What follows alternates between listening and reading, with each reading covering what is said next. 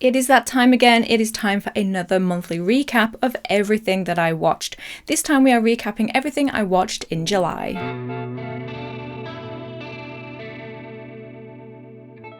Hi guys, I hope you're well. My name is Sarah and welcome to What the Horror, the channel where we talk about horror movies old and new. Like I said, this is another monthly recap looking back at everything that I watched in the month of July, including films, TV shows, and brand new film releases of 2024. Now, this could be the biggest film recap that I have done ever, I think.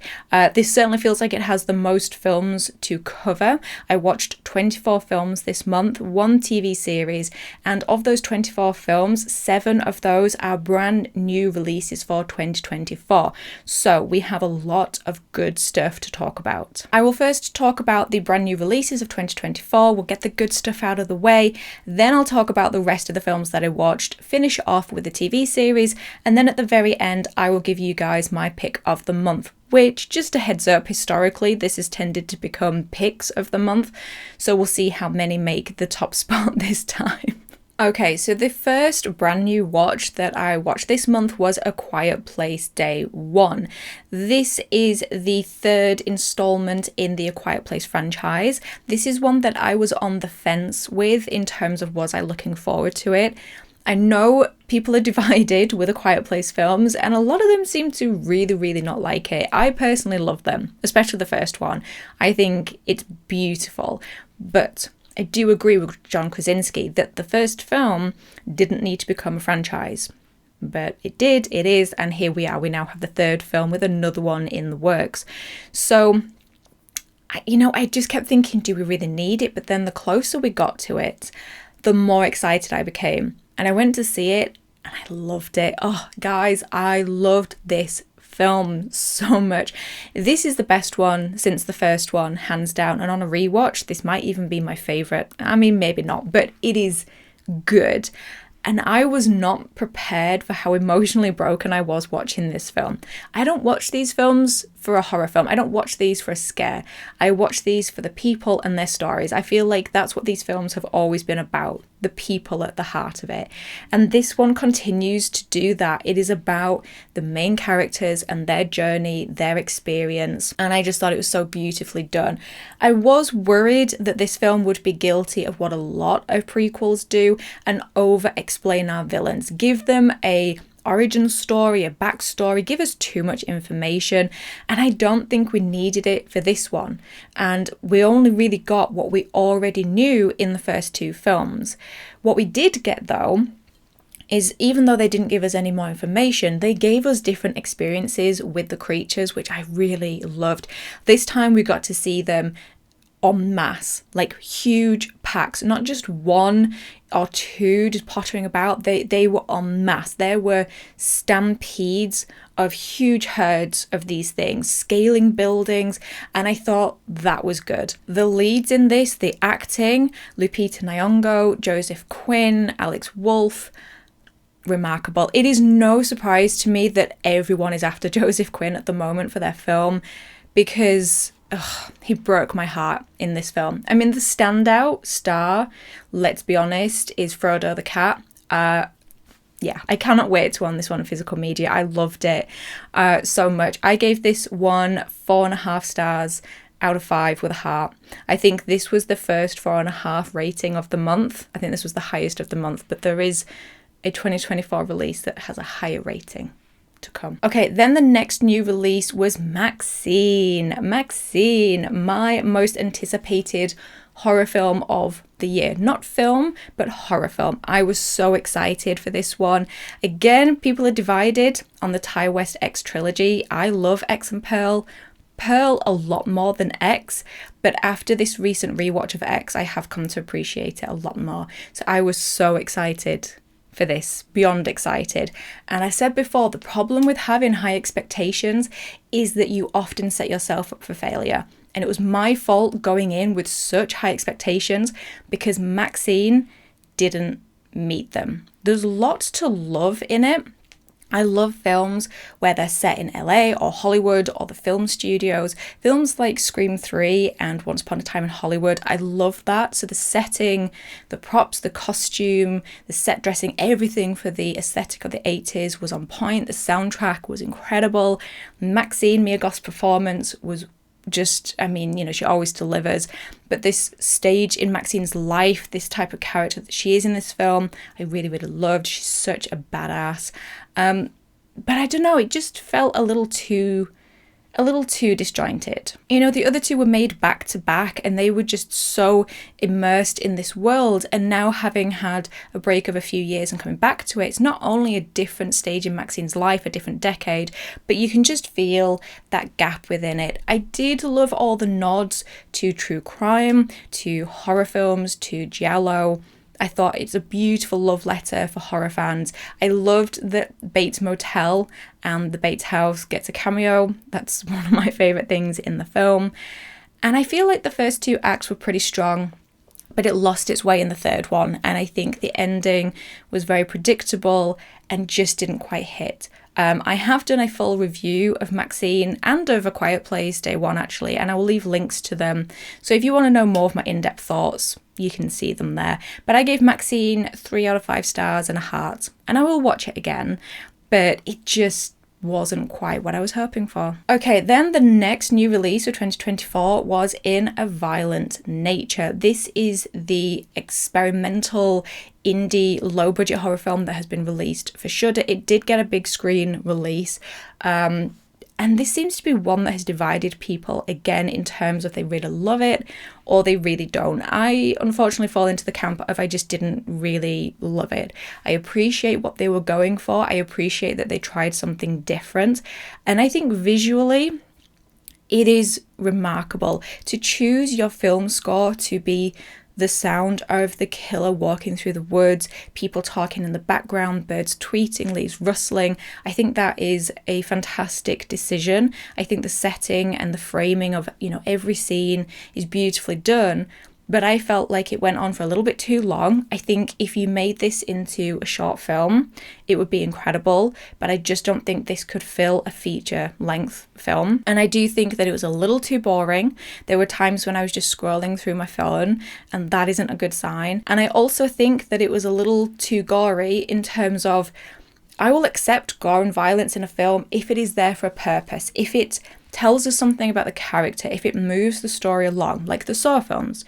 But this one felt like they were giving us kills that they think horror fans want. And I just don't want violence that is there for no reason. And that's my own personal choice. I've heard some people have loved the kills in this, and I'm really pleased for them. But for me, it just didn't have a lot to offer. But, you know, if we're fans of it, I'm pleased that they're getting a sequel. But I gave In a Violent Nature 2 out of 5 stars, and honestly I think I was probably being quite generous with that. I think I give it 2 because I can appreciate what they were going for. Okay, the next brand new release for 2024 is Firebrand. This is a period drama that is about Henry VIII's last years and his 6th and final wife, Catherine Parr. I'm a sucker for historical period dramas, especially ones set in the Tudor period, and what attracted me to this one is that Catherine Parr is the wife that is often overlooked and is always misrepresented. She's always this sort of middle-aged, frumpy nurse looking after him, when actually she was very intelligent, very charismatic, and I liked that they portrayed that in this film. I mean, you have Alicia Vikander playing Catherine Parr. She's beautiful, she's young, she's intelligent, and it was just a really good portrayal. And Jude Law stars as Henry VIII, and at first I just thought, really? But honestly, he nails it, because Henry VIII, you know, he is tyrannical, he is completely unpleasant, but he's also this person that people want his attention. They want him to they want to be his favourite. They want to be on the good side of him. And so Jude Law gives this performance of a Henry where you can understand why people are walking on eggshells and terrified of him. But you can also understand why they would want his attention, why they would want to be one of his favourites. So all in all, pretty interesting film. Nothing spectacular, but I gave it 3 out of 5 stars. It was worth a watch. Probably not going to watch it again. Okay, then the next new release for this year, we have Longlegs. Longlegs, the long-awaited horror film, the most anticipated film, I think, for a lot of people this year. The buzz around this film was absolutely huge. So, I wasn't sure I was going to watch this in the theatres because I watched the trailer and it scared me. And I just thought, I know my comfort zone, and I think I might feel better watching this in the comfort of my own home. But then it came to the release and I was seeing people watching it and raving about it and having these experiences with it on the big screen, and I felt like I was missing out. So I dragged my ass to the big screen to watch it, and I'm so glad I did, because it was not as scary as I was thinking it was going to be. It's creepy, it got under my skin, but it didn't scare me like I thought it was gonna. The trailer scared me more than the film did. But it's a great film. Incredible performances from Nicolas Cage and Micah Monroe. I said in my review on Letterboxd that I think that every role Nicolas Cage has done has been leading to this role.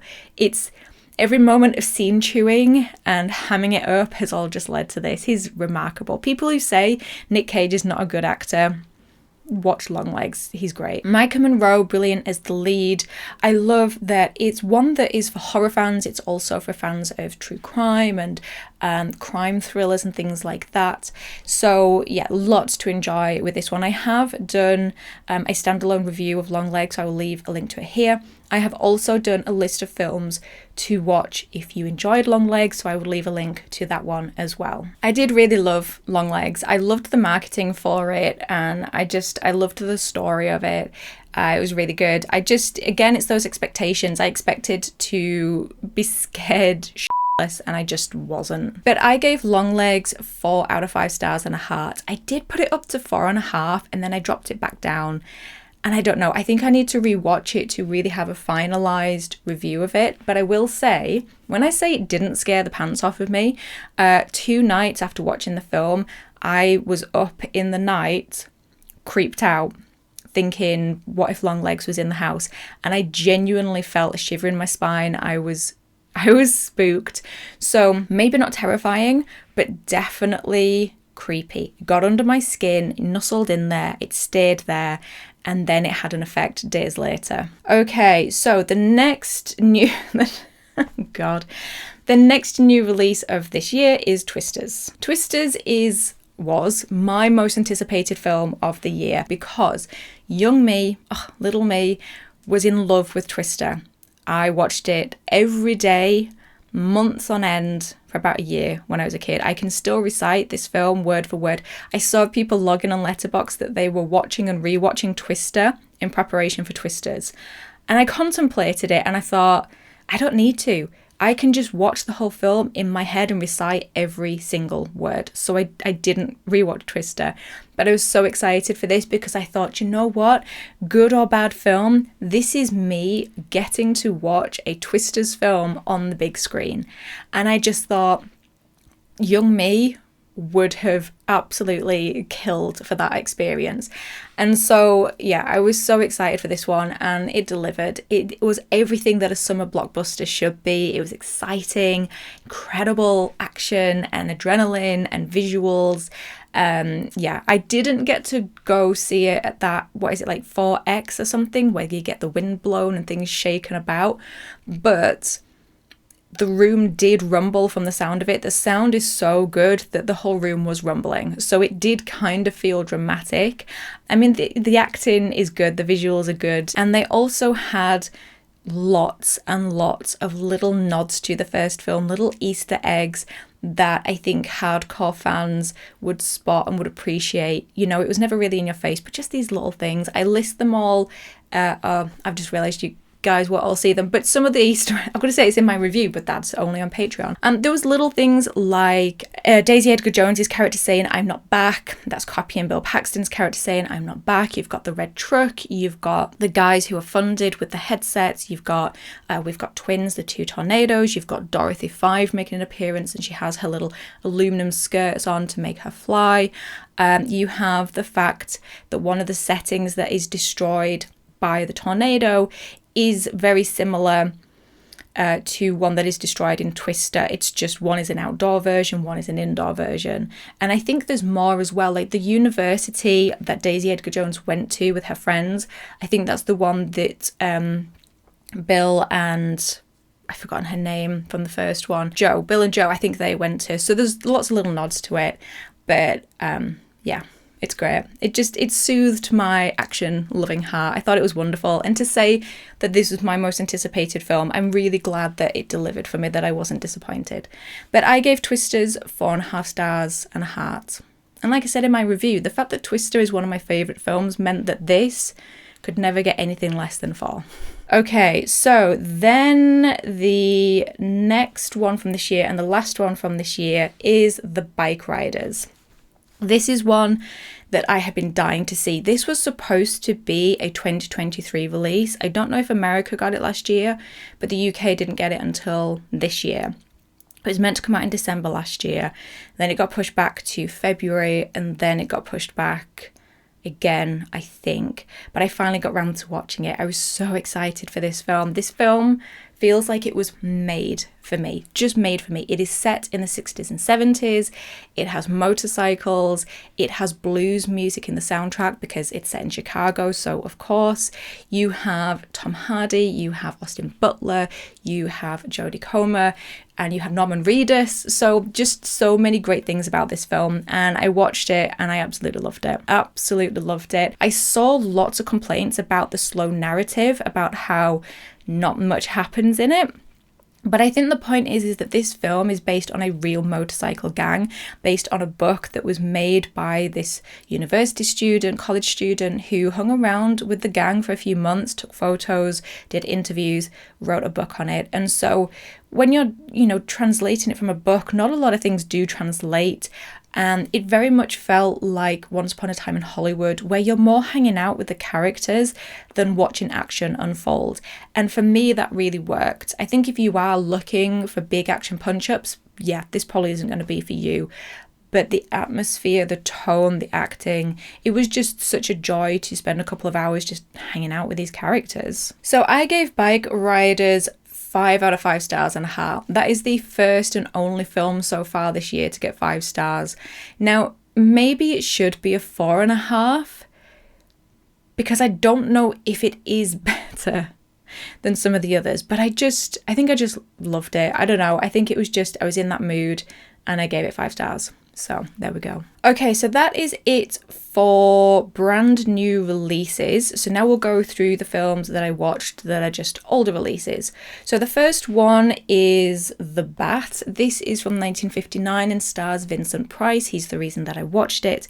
It's more horror adjacent than horror. It's a little bit like a slasher in that there is a whodunit element and there are people being stalked by a masked person. But this is a mystery writer and her friend, her companion, who rent a country house for a season while she's trying to write a book. But unfortunately, at the same time, there is a burglar called the Bat on the prowl, and he seems to be fixated on this house. So you have the two ladies being stalked by the Bat. There's the mystery element of who the Bat is. It's good.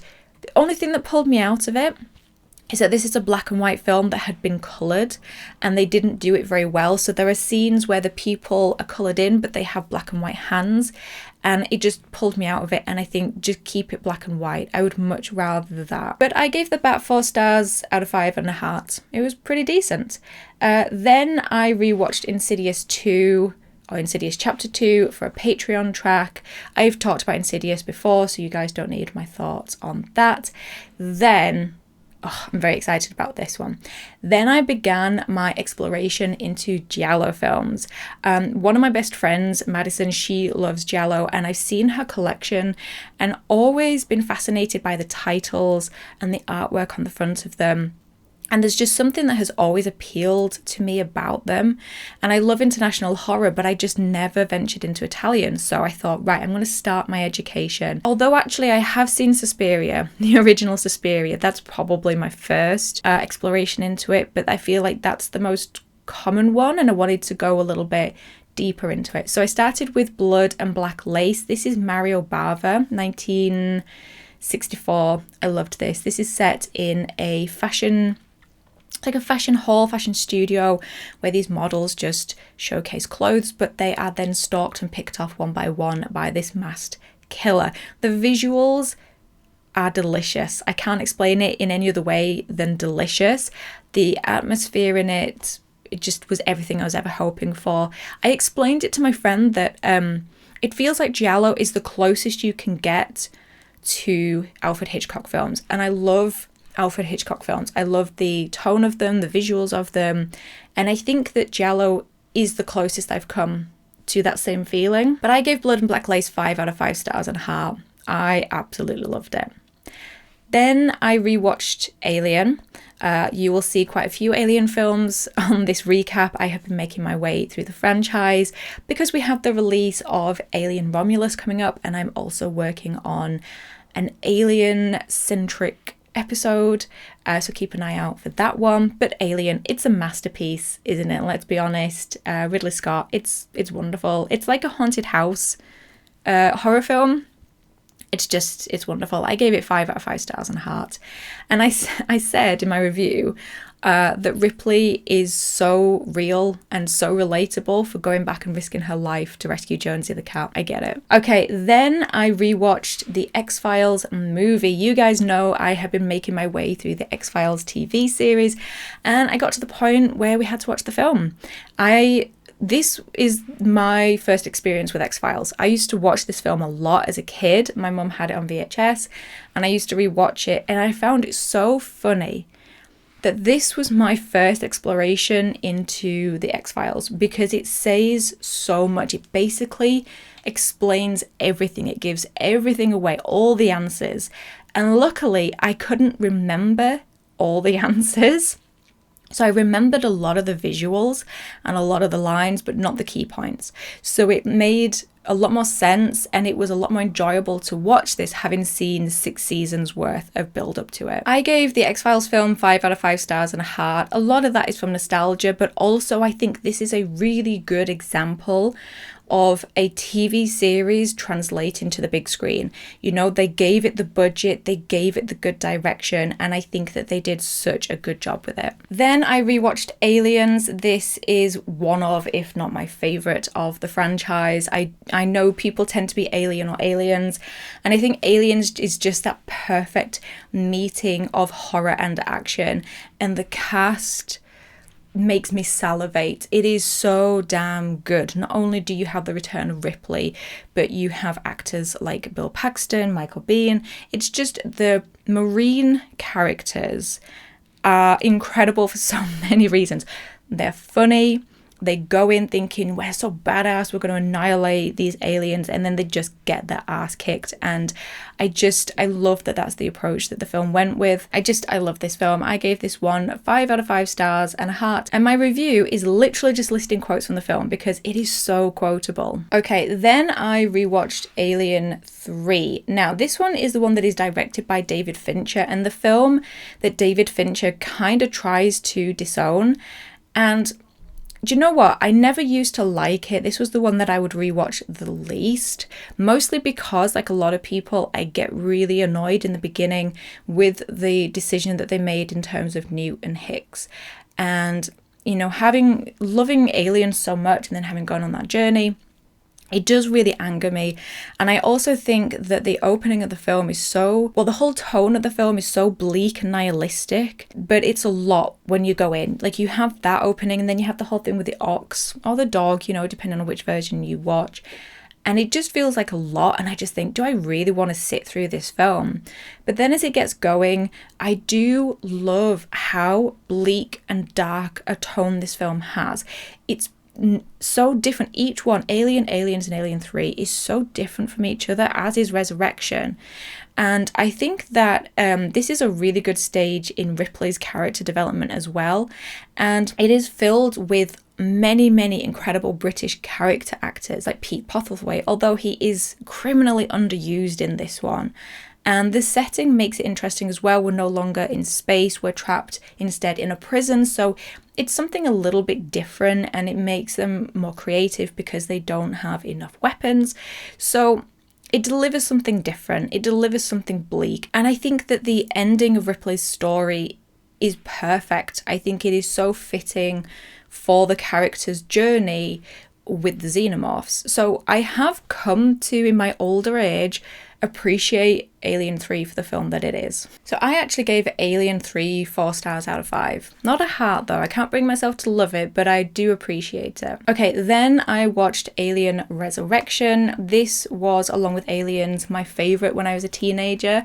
I just thought this film, oh, bless teenage me, I just thought this film was so cool and edgy and badass. And now when I watch it, the Joss Whedon dialogue makes me cringe. It really just makes me so uncomfortable. And yeah, but back in the day, I thought this was the edgiest thing ever. As with Twister though, I can still pretty much say this film line for line, which, you know, I feel is quite an achievement with my life. Yeah, you know, it's not perfect, it's not brilliant, but I still have a good time with it because of nostalgia. But I also said in my review that I remember meeting Ron Perlman and insulting him by saying that he was a lot shorter than I thought he would be. So I haven't seen this film since having met him. And it's just funny watching it the whole time thinking, yep, I insulted that guy. Poor Ron, he's great. I gave Alien Resurrection 3.5 stars out of 5 and a heart because, you know, it's not great, but I still have a real soft spot for this film. Okay, then we had my second Giallo of the month, and that is Dario Argento's Deep Red. This one I was really looking forward to, along with Blood and Black Lace, but this one I didn't love as much. Unfortunately, I'll just go back to my review. So you can read here some of the things that are said in the film. There's a lot of questionable and dated dialogue and phrases used in this film that watching it these days just really stand out and are not great. There's also a scene with a live lizard with a pin through its neck. I'm not into watching real animal cruelty. That is a no-no for me. I didn't know that was in this film. But to me, you know, I try to see films as a product of their time. I say the same thing about Wicker Man and Sleepaway Camp. And there is a lot to enjoy in this film. I did really enjoy it still. The whodunit, the settings, sort of the mystery unfolding. And you have that iconic villain with the gloves with the sort of like the gold zipper bit and the fedora hat and everything like that. It's what you picture when you think of Giallo films. So it delivered everything I was looking for, but I was prevented from loving it because of the dated element to it. But I will also say, I just want to take this point to say that I have always kind of supported and stuck up for James Wan and Leigh Whannell's work. I love Saw, I love Insidious, I even like Malignant. And while I've been aware that James Wan has always cited Giallo films as an influence in terms of colour palette and things like that, I had no idea that he literally copy and pasted bits from Deep Red. Honestly, watching this film, I was gobsmacked. There is a doll in this, a motorized doll that walks into a room or cycles into a room that is in a shirt and suit and bow tie. Does that sound familiar? There is also a bathroom in this that is just disgusting with the same kind of grimy tiles and the image of broken glass from a mirror. Does that sound familiar? The lighting as well, the green light and the red light and the blue light. I just thought, wow, okay, so James Wan watched this and basically just took everything and put it into the Saw film. So, you know, that was kind of a little bit disappointing. And the outfit from the villain in Deep Red is essentially Gabriel from Malignant. And I know that he has said, I took inspiration, but it just feels like a like for like. Apart from the long straggly hair, it's an exact copy. But I gave Deep Red 3.5 stars out of 5 and a heart. And I will rewatch it. I did enjoy it, but not as much as Blood and Black Lace. Okay, then I rewatched Prometheus. Now, if you guys don't know, I will tell you the story of my history with Prometheus. I went to the cinema to see this when it came out in 2012, and I walked out of the cinema.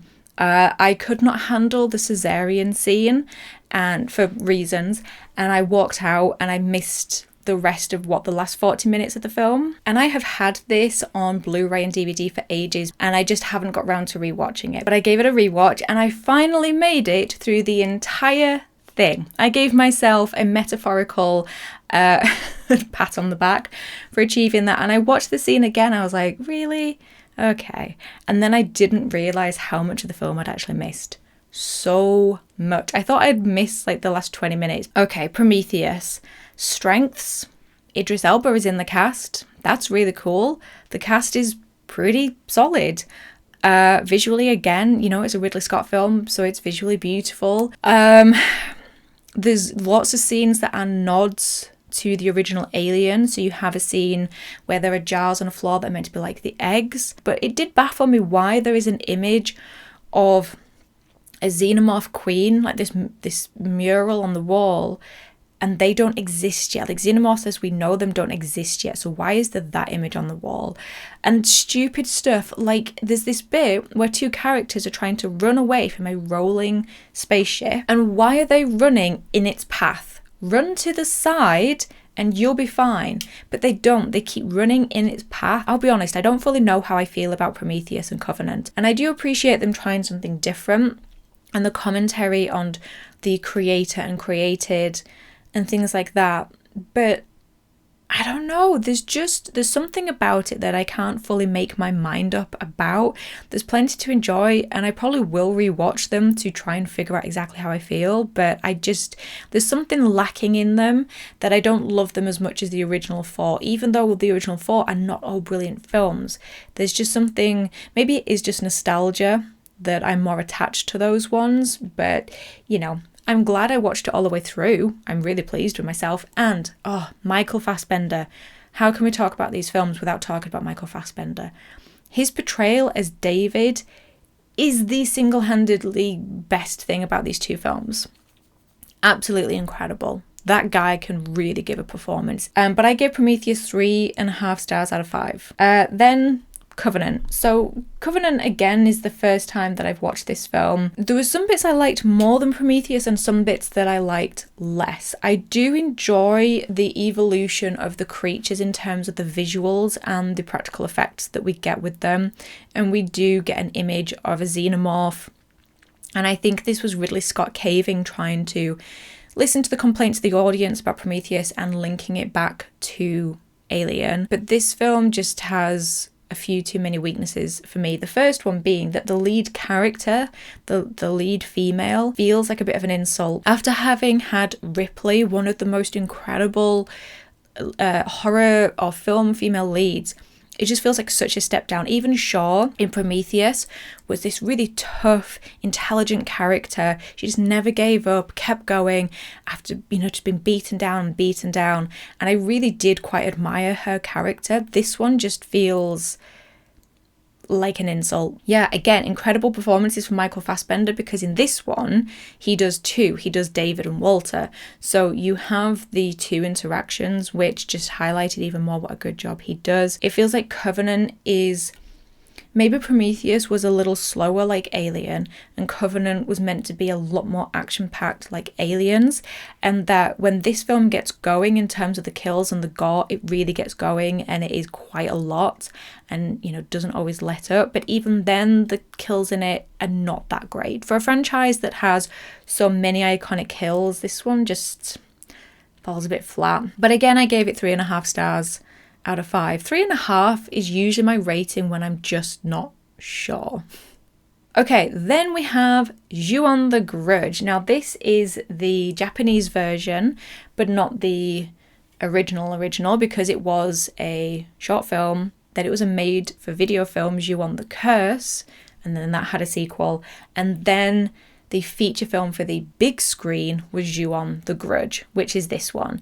This is the Japanese version that I think most people probably think of, and this is the one that I decided to watch. I was doing a deep dive into the film. It was a deep dive of the film and of its horror and scares and the main villain, Kayako, and things like that. So I've put off watching this film for a long time because you guys will know I was traumatized by Ringu, the original Ring, and it took me a long time to get to a place where I could love that film and watch it. And I was concerned that the same thing would happen with The Grudge. I'd heard it's the scariest film ever, so I put off watching it. Finally ripped the band-aid off, finally watched it. It did not scare me like Ringu did. Again, I think it's those expectations, and again, I think it was more about the right time, the right place, and the right impressionable me in terms of the scare with Ringu. So glad I watched this though. It's a good film, really well made. I really loved doing my deep dive on it. I'll leave a link to it here, because there's so much more to this film than originally appears in terms of choices in how it's made, in terms of cultural and societal commentary that it's making, and in terms of the sort of the truth behind Kayako, in terms of is she a villain or is she a victim. So I really did enjoy this. There are some really good scares in it. It is very eerie and atmospheric, but it's like Longlegs. You know, it's more creepy and going to get under your skin than in-your-face gore and in-your-face jump scares. So I gave Ju-on 4.5 stars out of 5, which is pretty good. It was a good time. It was a good film. I enjoyed it. Then I watched a film I had been dying to watch for the longest time. This is the second David Fincher film on this recap, and it's a film that I've been wanting to watch for years and just never got round to it. And I thought, what am I waiting for? I mean, the fact that it's like 2 hours 45 is probably, is going to make you think I don't have time to watch that.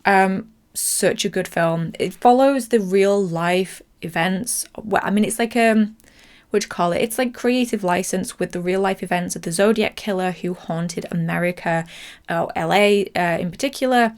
Like, it's like San Francisco, LA, and Vallejo, but it's like covering those places through the 60s and the 70s. The Zodiac killer killed people, but he also wrote coded letters to the press and to the police. The cast in this, it's masterful. You've got Mark Ruffalo, Robert Downey Jr., Jake Gyllenhaal. You've got Anthony Edwards, which I had no idea was in it. He's Goose from Top Gun. And it also has Dermot Mulroney, which just, again, I think he's great. So it was really good to see him in a darker film, because I usually used to see him in like rom-coms and stuff.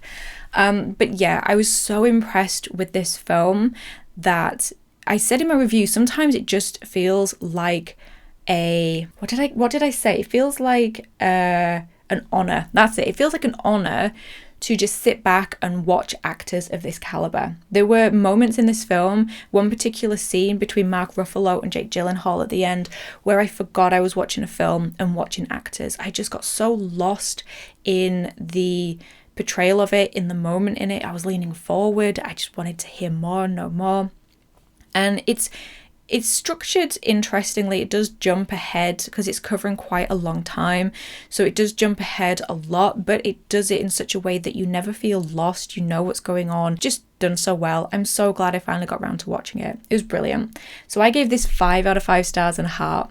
I would highly recommend it to anybody. Then I rewatched The Truman Show. I watched this because my mini-me desperately wanted to watch it. They've just discovered Jim Carrey and really wanted to watch this film. So we watched it together. This is one that I watched when it came out in cinemas, whenever that was. What was it, like 98? And I didn't love it. But I was too young to really understand what on earth was going on. I rewatched it years later, liked it more, rewatched it this time, loved it. This film is so clever. It comments on so many things in terms of a creator and the free will of its created, and like morality, the idea of putting these people in this situation, but also commenting on us as consumers of entertainment, like the lengths and extremes that people will go to make entertainment for us, but the fact of what we're willing to accept and put up with for our own entertainment. There's so much that it comments on. There's so much to pick apart and think about. And for Jim Carrey, who is known for his comedy performances, and he's doing his comedy in this, his usual physical comedy, there is and are many moments where he's very moving, it's very emotional, and yeah, it's just a really good film. If you haven't seen it, I would recommend it. I give this one 4.5 stars out of 5.5. So again, proof that rewatches matter.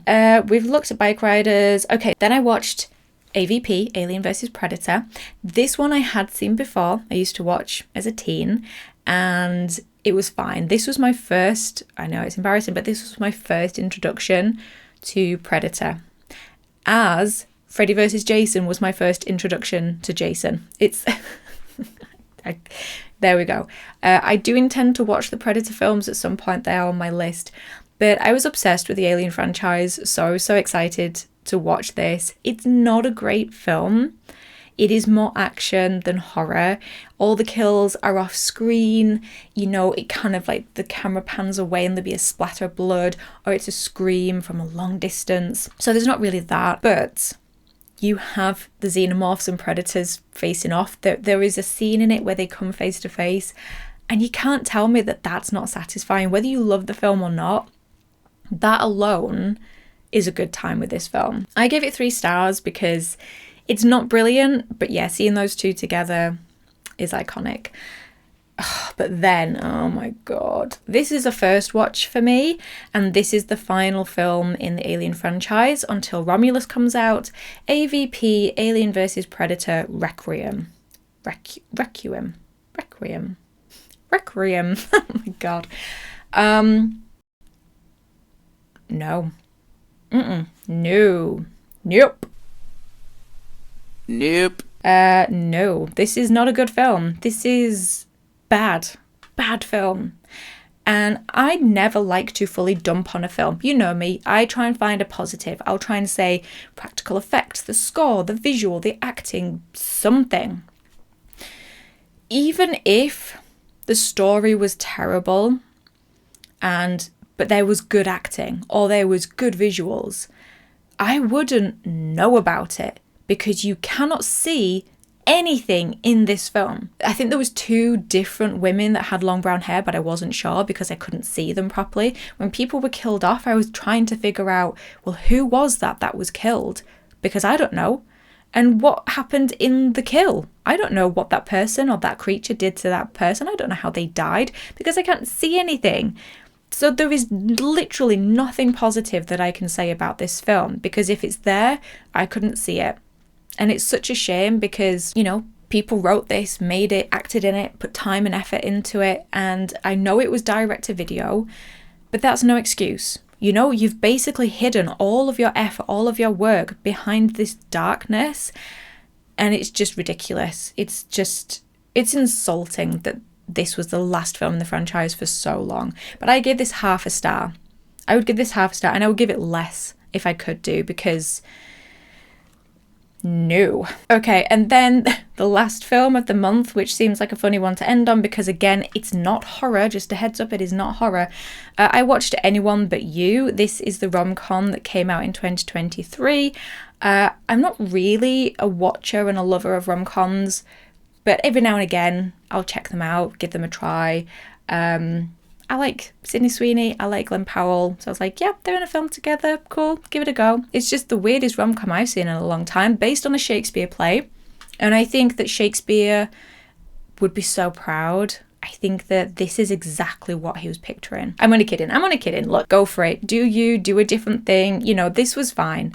I think my perfect way of explaining this film, I put in my Letterboxd review, that this film is like a grilled cheese sandwich. You know, it's simple, it's fun, it's predictable, but ultimately you kind of regret eating it. And that's like this film. I had a good time with it. Glenn Powell and Sydney Sweeney are good in it. You got Dermot Mulroney, again, showing up back in a rom-com all these years later.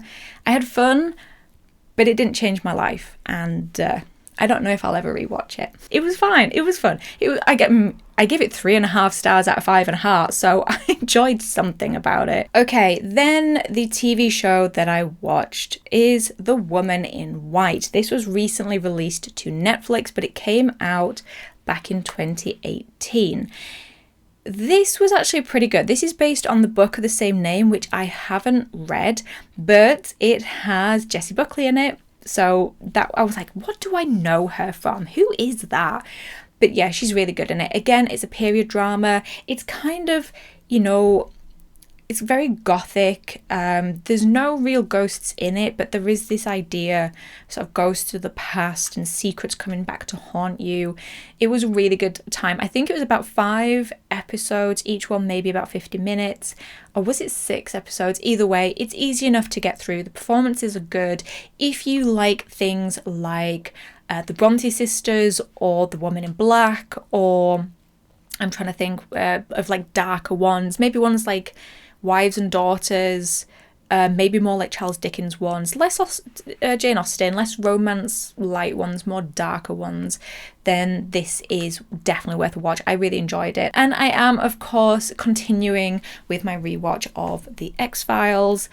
And I think that's about it. I am still watching Gilmore Girls, but only barely because I'm right at the back end of the seasons now.